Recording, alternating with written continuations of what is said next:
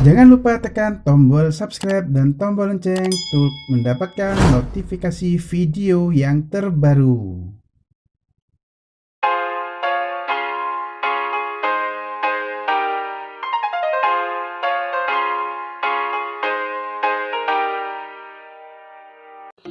Assalamualaikum warahmatullahi wabarakatuh.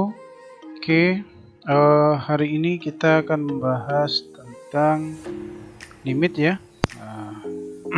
Jadi tentang limit. Sekarang kita lihat. Oke, ini buku acuan yang kita pakai adalah bukunya Bartel Sarbet ya. Nah, Introduction Analysis. Sekarang kita lihat definisi dari 411. Diberikan A subset dari R ya, bisa dibilang real. A sebuah titik C elemen dari R disebut sebagai titik cluster dari A jika untuk setiap delta yang positif terdapat sedikitnya satu titik X elemen A di mana X tidak sama dengan C sedangkan X kurang C kurang delta. Jadi maksudnya seperti ini ya, misalnya kita punya, nah katakan ini adalah bilangan real ya, garis bilangan real, nah, begitu. Kemudian nanti kita punya, katakan A subset dari R, katakan di sini. Oke, kayak gitu ya. Ini adalah A-nya ya. Oke, ini adalah A-nya. Misalkan begitu ilustrasinya. Kemudian C merupakan titik cluster dari A jika untuk setiap delta yang positif memuat ya sedikitnya satu X elemen A, satu titik X elemen A, sedemikian hingga X dikurangi C kurang dari delta. Jadi ilustrasinya seperti itu. Misalkan kita tentukan, jadi titik C itu elemen dari real gitu ya. C elemen dari real, berarti dia bisa berada di sini ya, bisa berada di A juga, bisa berada di sini ya, batas juga berada di sebelah kanan ya. Ini calon-calon C yang dimaksud C. Nah ya, berarti titik C nya karena elemen real dia sembarang ya. Kemudian untuk setiap delta yang positif kita bisa menentukan delta yang positif ya, untuk setiap delta yang positif ya. Terus setiap delta yang positif terdapat sedikitnya satu X elemen A di mana X nya tidak sama dengan C ya, berarti di sini untuk ini kita bisa menemukan ya gitu ya, minimal satu ada X elemen A yang mana X nya tidak sama dengan C, kemudian sedemikian hingga jarak X dikurangi C itu kurang dari delta. Oke ya. Nah, kalau dilihat dari sini untuk delta yang positif, delta ini adalah bilangan positif yang sangat kecil, kemudian maka deltanya kita pilih, kita bisa menemukan titik C nya. Kira-kira yang mana titik C nya? Jelas C1 bukan ya, karena kita bisa mengambil deltanya, nanti kalau deltanya sama besar maka dia masuk ya. Tapi titik cluster yang dimaksud adalah batas ini di sini semua, kata delta yang kita pilih nanti ya. Jadi yang mungkin adalah C2, C3 ya. Kenapa? Karena nanti X nya itu elemen dari A ya, X nya berada di sini. sepanjang ini. Ya. Kemudian ini cuma definisi titik cluster ya. Jadi titik cluster itu dimana nanti x-nya tidak sama dengan C. Nah, dari sini kita bisa menyebutkan titik clusternya. Kalau kita ambil C2, maka x-nya tidak sama dengan sini. Dia tidak mungkin di luar di sebelah kiri di sini, ya. Nah, tidak mungkin di sebelah ini. Yang paling dekat kan dia ada di sini sebelah kanannya. Kemudian kita ambil di sini x-nya terlalu jauh di sini. Tapi nanti terlalu pilihan deltanya kan gitu ya. Tapi delta yang di sini yang dimaksud adalah bilangan positif terkecil yang sangat kecil. Nah, dari situ kita bisa menyimpulkan dari ilustrasi ini, maka yang termasuk cluster adalah C2, C3, ya. C1 akan gugur di delta, tergantung pemilihan deltanya. Bisa jadi C1 clusternya, cuma tergantung pemilihan deltanya. Karena jarak dari X ke C1 pasti lebih besar dari delta, ya. Oke, sehingga titik cluster ini bisa kita simbolkan dengan begini ya. Ini titik cluster bisa kita simbolkan seperti itu. Oke,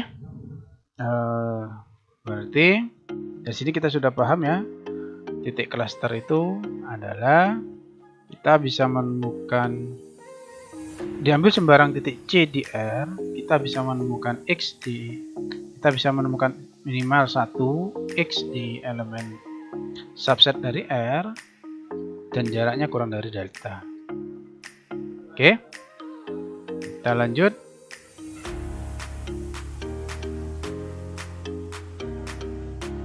Sekarang teorema.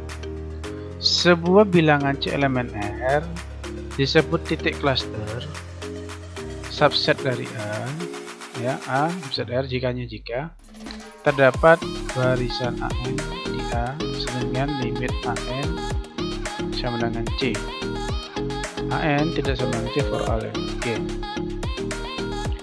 Jadi untuk bukti ini tadi kita sudah punya definisi cluster, ya. Jadi informasinya di sini, karena di hanya jika ini kan menyatakan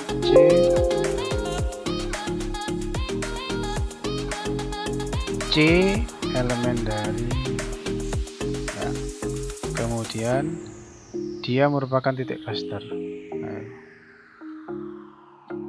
Nah, saya simpulkan gitu ya. C merupakan titik cluster A di R jika hanya jika ya terdapat barisan AN di A, ya, sedemikian hingga limit barisan AN sama dengan C dan barisan AN tidak sama dengan C untuk setiap N. Nah. Oke, untuk buktinya dulu kita ke arah kanan.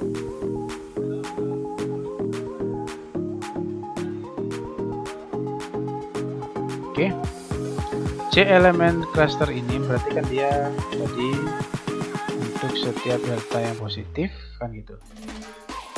C elemen A cluster artinya untuk setiap delta yang positif akan ada X elemen A sedemikian dengan X-nya tidak sama dengan C sedemikian hingga jarak X dikurangi C kurang dari itu cluster. Oke, selanjutnya sekarang kita mau menuju ke sini, mau kita buat barisan. Berarti kan kita gerakkan, ya, kita gerakkan. Misalkan saya ambil delta 1 sama dengan 1 begitu misalkan, maka saya bisa menemukan X1 yang elemen dari A di mana X1 tidak sama dengan C, ya. sedemikian hingga X1 dikurangi C kurang dari delta 1 atau kurang dari 1. Oke, saya ambil delta 2 setengah, akan ada X2 elemen dari A, di X2 tidak sama dengan C, sedemikian hingga X2 dikurangi C kurang dari 1. Ya, kemudian saya ambil delta dan seterusnya ya, ini delta N berarti 1 per N, akan ada Xn elemen dari A, Xn ya tidak sama dengan C, sedemikian hingga Xn dikurangi C kurang dari 1 per N. Oke, setelah kita gerakkan pemilihan ini kan untuk setiap. Tadi di sini pernyataan adalah setiap delta positif ya, itu sembarang sejauh sebanyak N. Nah, dari sini kalau kita rubah ya, berarti kita rubah dulu ya supaya menjadi limit AN lah. Ini kan nanti jadinya limit XN ya, sehingga ini kan menjadi barisan X1, X2, Xn ya. Jadi untuk setiap, artinya dari sini kita dapat untuk setiap delta yang positif ya, kita bisa menentukan akan ada K delta ya, K delta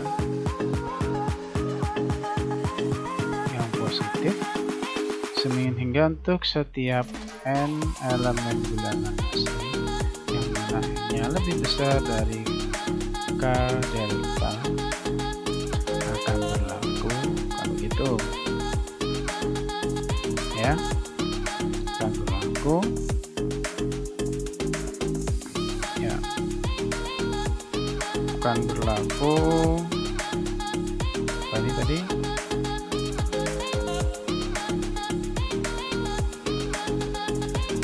ya, X1 di Xn ya dikurangi C kurang dari 1 per N, sehingga di sini dia akan kurang dari 1 per N0 atau K